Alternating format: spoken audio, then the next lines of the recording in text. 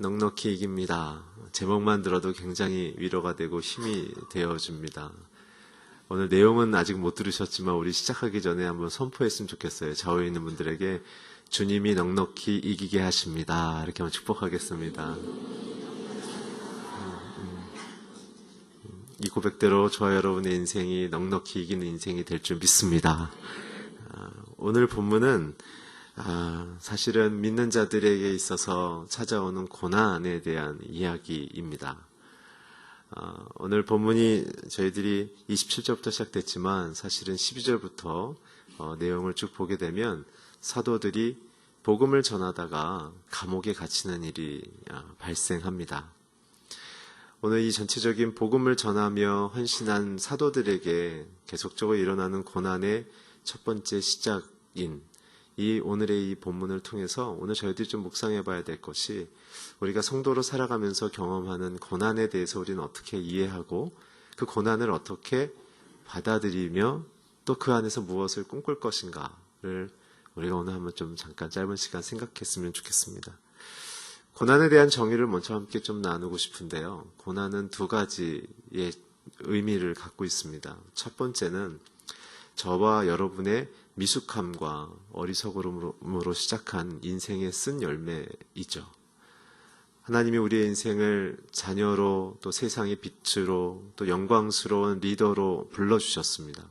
그게 왕같은 제사장이요 거룩한 나라요 너는 내 소유가 되었다는 출애굽기 19장의 메시지일 뿐만 아니라 베드로전서 2장 9절에 있는 그 약속이 결국 저와 여러분을 향한 인생의 하나님의 목표이십니다.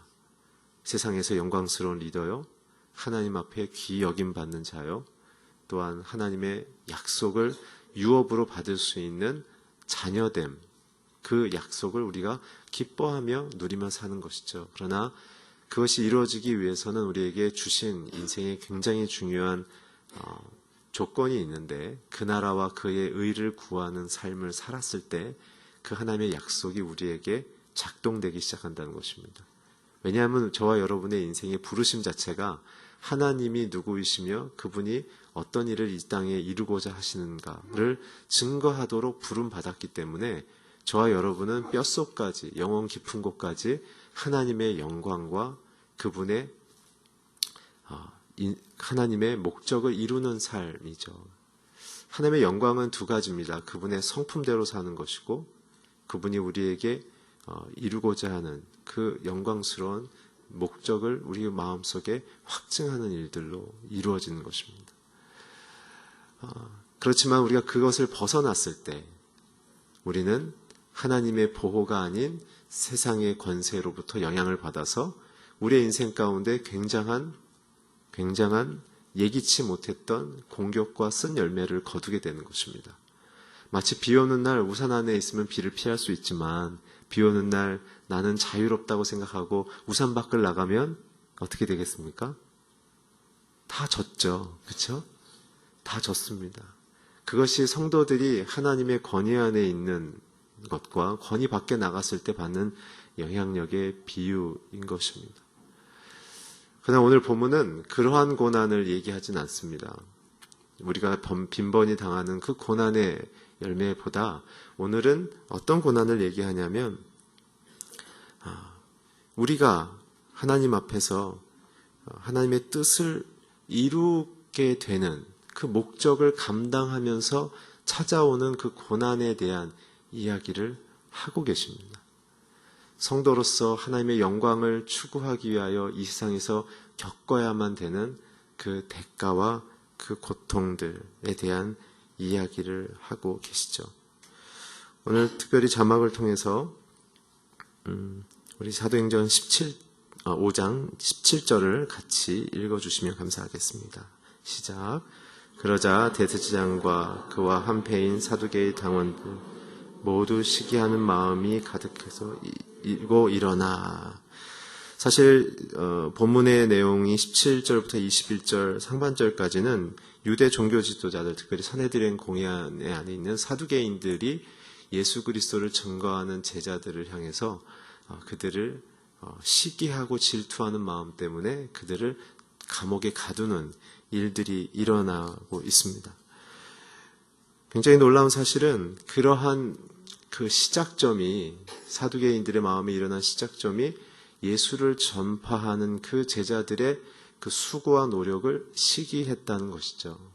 시기의 마음의 핵심이 무엇이겠습니까? 사두개인들의 마음속에는 하나님을 전하는 베드로와 그의 제자들의 영향력이 자신들의 영향력보다 더 커지고 있음을 굉장히 두려워했습니다. 똑같이 하나님에 대하여 말씀을 전하고 수고하고 가르치는 자들인데, 그러나 오히려 아무런 사회적인 명예나 위치가 없는 제자들은 목숨을 걸고 그들의 예수 그리스도의 생명을 전했을 때 사람들은 굉장한 영향력을 받았습니다. 그런데 권위도 있고 인정함을 받은 이 사내들이라는 법적 공의의 이 리더십들은 오히려 많은 사람들로부터 은혜를 주지 못하는 리더들로 실망감 속에 갇혀 있었던 것이죠. 그랬을 때 이들의 마음속에는 예수 그리스도의 전파에 관심이 있지 않고 자신들의 위치가 흔들리는 것에 두려움을 가졌습니다. 세상의 영은 예수님의 전함을 굉장히 싫어합니다. 그래서 아까 말씀드렸던 두 번째 고난의 그 의미, 예수님을 전하면서 우리가 전하면 전할수록 받는 그 고난의 핵심은 무엇이냐면 우리가 붙들고 있는 십자가를 놓으라는 압박인 것입니다. 저와 여러분이 가정에서, 직장에서, 지역사회에서 예수 그리스도를 사랑하며 그분을 가르침을 따라 살 때 사람들이 우리에게 주는 반응은 너가 십자가, 예수님을 포기한다면 우리는 너희들을 괴롭히진 않을 것이다 라고 얘기하는 것이죠. 결국 세상이 우리에게 주는 고난의 핵심은 예수님을 놓고 예수님을 포기하라는 이야기입니다. 그러면 내가 너희를 내 편으로 생각하고 너와 함께 모든 목표를 함께 이룰 수 있도록 내가 너를 받아들여 주겠다라는 것이죠. 그러나 제자들은 그렇게 하지 않았습니다. 그 구속을 기쁘게 받아들였고, 오늘 우리가 본문을 읽진 않겠지만 5장 19절에서 20절을 보게 되면 하나님이 그렇게 억울하게 고난받는 제자들에게 기적으로 개입을 하십니다. 뭐냐 하면 새벽에 그 감옥에 갇혀있는 제자들을 감옥문을 열지 않고 감옥 안에서 밖으로 구출해내시는 기적이 일어났습니다. 설명할 수 없는 일이죠. 이 사실은 뭘 의미합니까?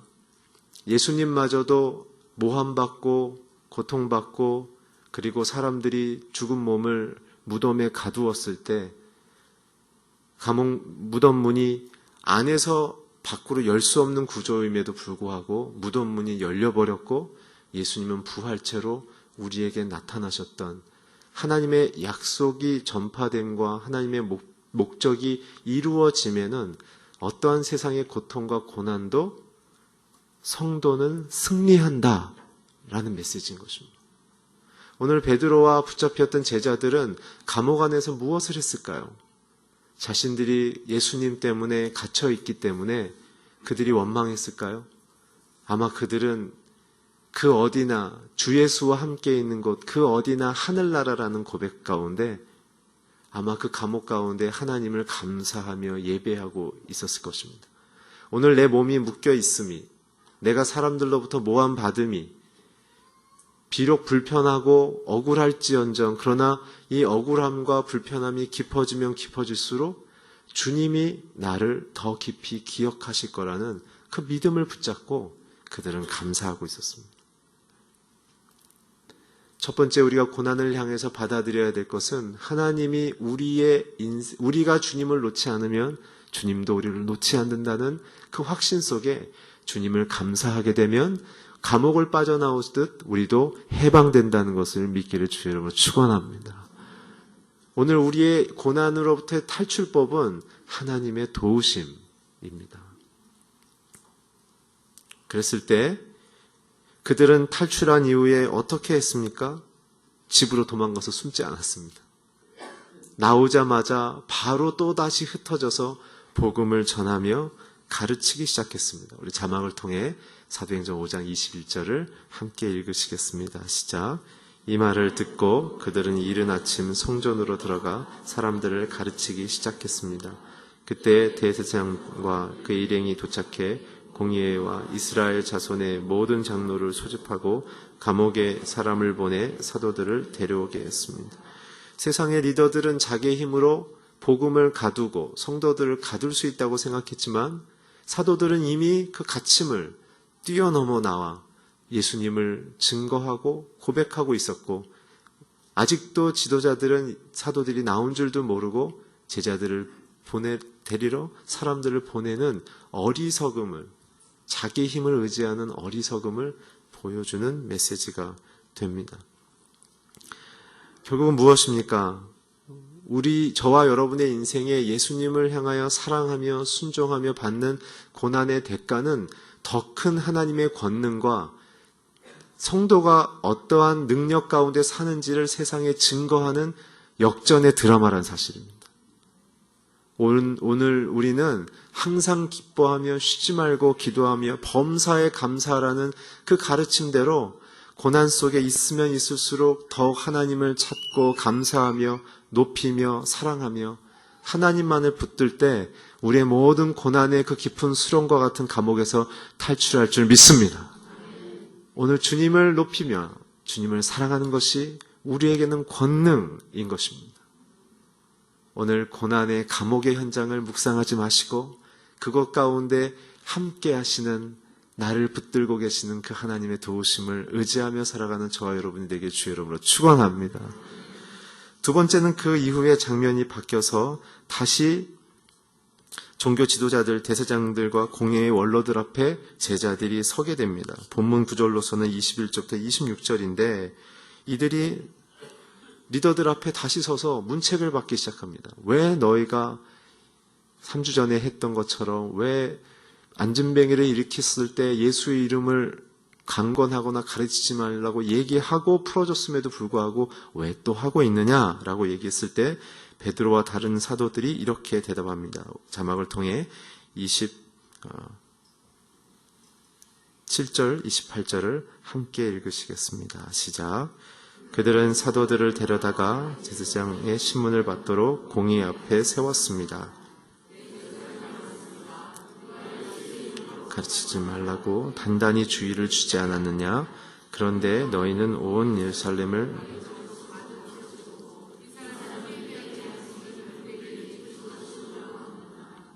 이들의 문책의 핵심은 무엇이냐면 자신들이 예수 그리스도를 죽인 그 불법적인 내용이 이제는 사도들의 권능 가운데 예수님이 진짜 생명임이 증거됨을 통해 자기네들이 이제 공격받을 것에 대한 두려움을 가진 것이죠. 세상이 우리를 고난을 주는 이유, 복음 때문에 우리가 고난받는 이유의 핵심은 무엇이냐 하면 바로 살아계신 예수님이 진정한 왕이란 사실이 점점 드러나고 있기 때문에 그렇습니다.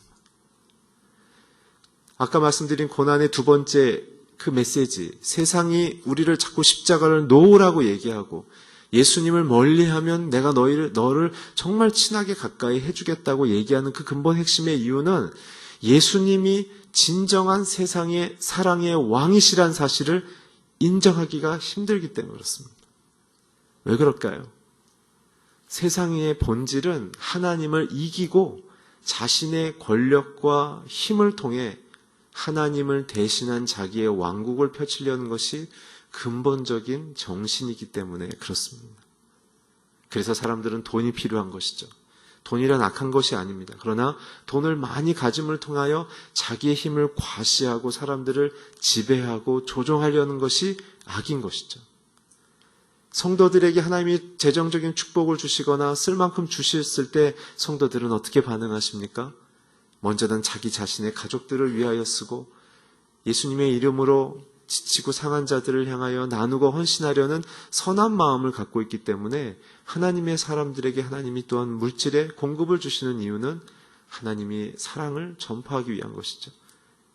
그런 면이 발전할수록 세상의 왕들은 자신들의 기득권을 잃어버리기 때문에 교회를 미워하는 것입니다. 그러나 우리는 어떻게 해야 합니까?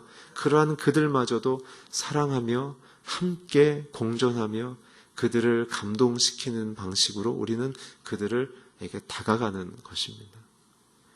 오늘 이 사도들에 대한 질문에 대하여 사도들은 이렇게 답변합니다.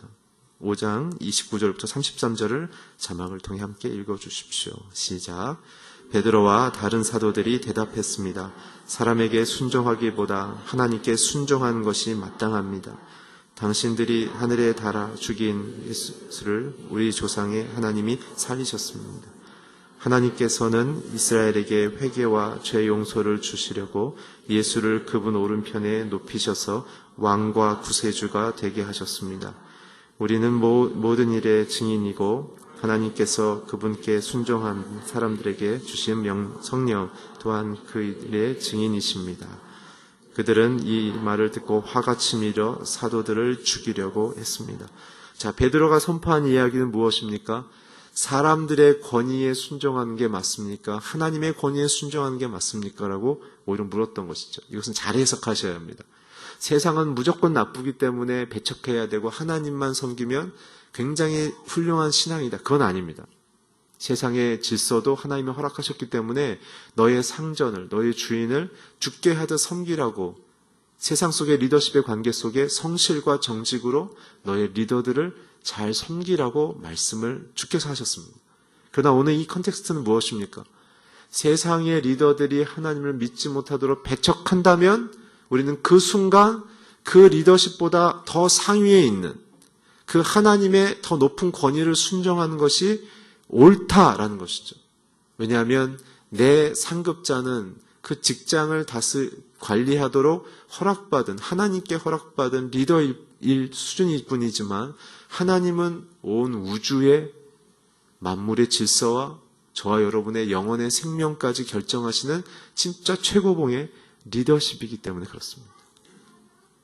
그렇게 됐을 때 오히려 우리가 예수님을 고백하면 그들을 배척하는 것이 아니라 누가 더 높은 권위자임을 선포하는 태도로 이야기를 한다면 리더들은 자신들의 잘못된 결정을 객관적으로 볼 수 있는 양심의 영향력을 받기 시작한다는 것이죠.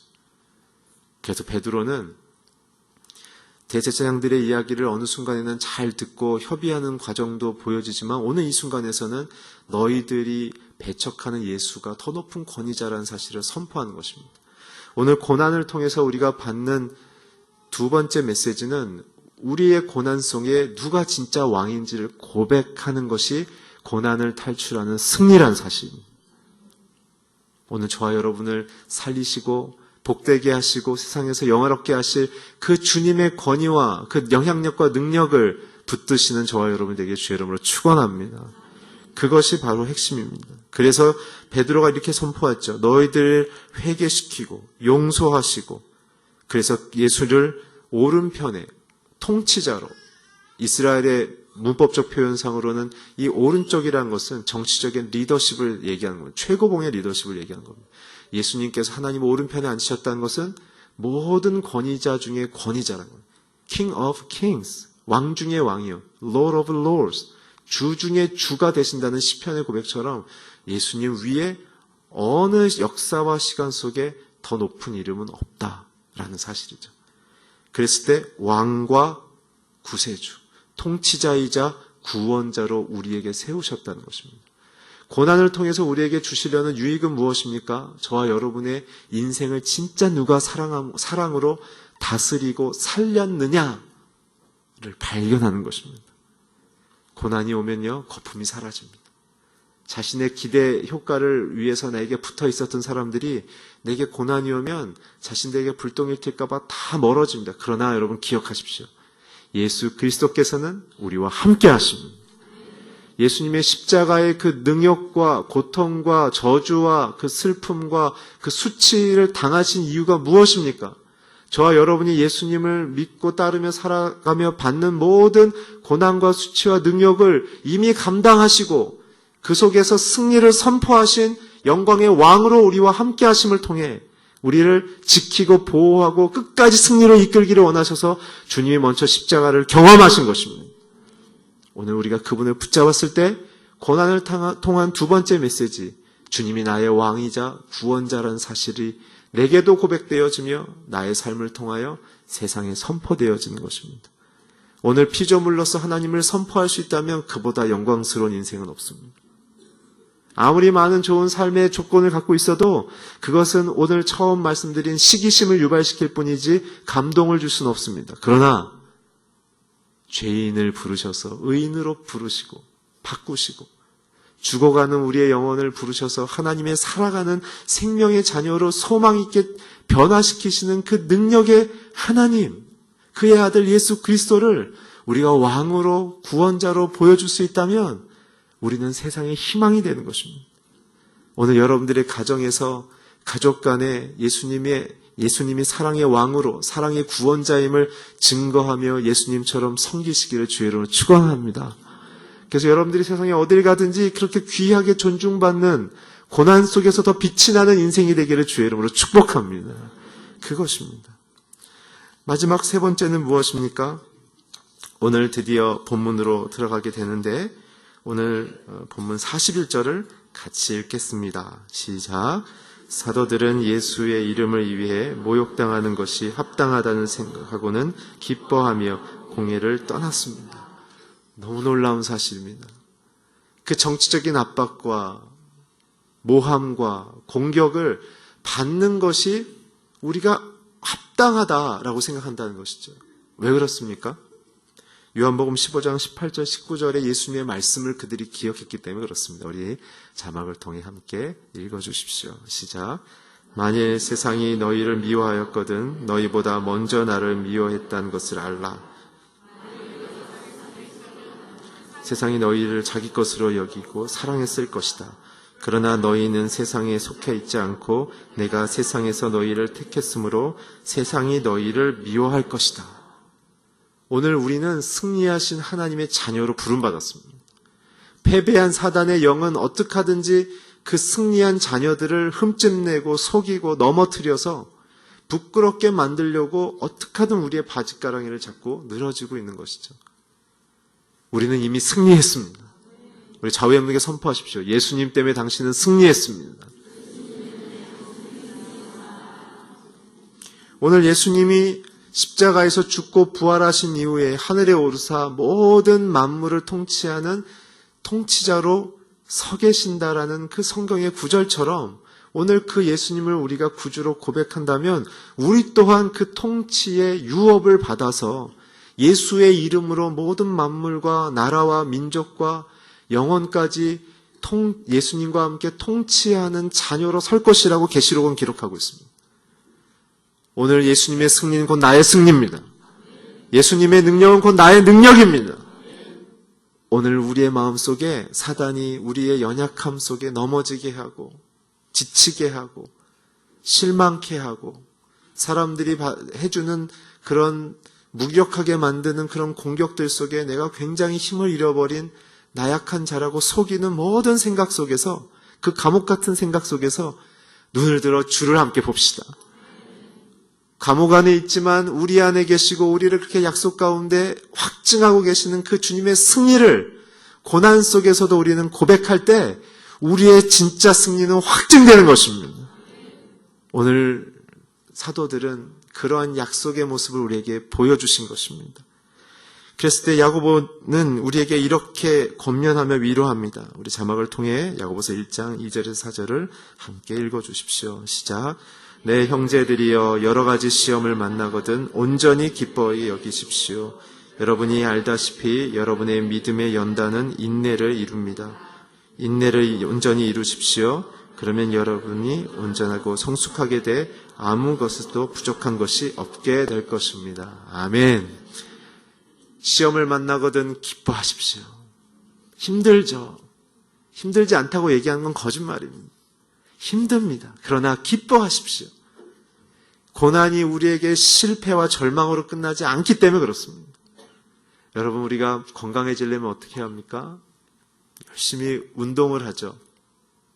요즘은 제가 운동을 너무 해가지고 식욕이 돋아서 다시 살이 찌고 있는데 열심히 운동하는 이유는 무엇입니까? 약해진 근육을 자극해서 굉장히 근육을 공격해서 근육 안에 있는 근육 그 섬유들이 끊어지게 만들어서 다시 그게 재생복원될 때 이 근육 다발들이 굉장히 두꺼워지고 가닥수가 많아져서 근육량이 많아진다고 합니다. 그럴 때 우리는 어떡합니까? 근육이 찢어질 것 같은 고통을 느끼는 거예요. 그러고 나서는 어떻게 해요? 몸이 굉장히 좋아지는 거예요. 교회는 영적인 피트니스 센터입니다. 이곳은 하나님의 영적인 피트니스 센터인 거예요.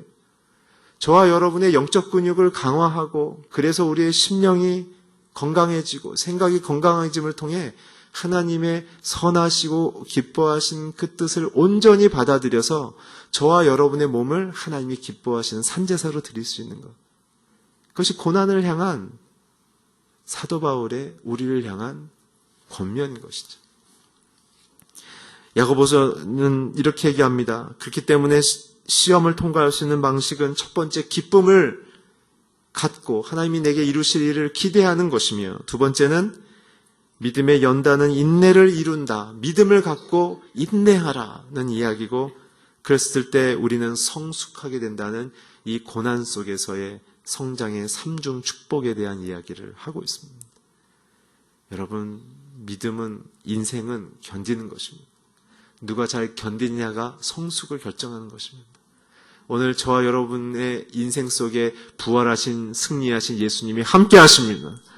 오늘 그 주님과 함께 고난 속에서도 승리하며 주님만을 의지하며 감옥에서도 건지시고 세상의 권위자들의 압제 속에서도 건지시고 오히려 그들을 부끄럽게 만드신 통치자여 구원자이신 예수님과 함께 날마다 승리하기를 주의 이름으로 축원합니다. 기도하겠습니다. 감사합니다. 하나님, 우리를 하나님의 자녀로 부르셔서 하나님의 영광과 주님의 능력을 선언할 수 있도록 우리를 선택해 주심을 감사합니다. 고난 속에서도 주님만을 의지하며 왕 되신 주님을 고백하고 구원자 되신 예수님만을 의지하게 하여 주시옵소서. 예수 그리스도의 이름으로 기도했습니다. 아멘.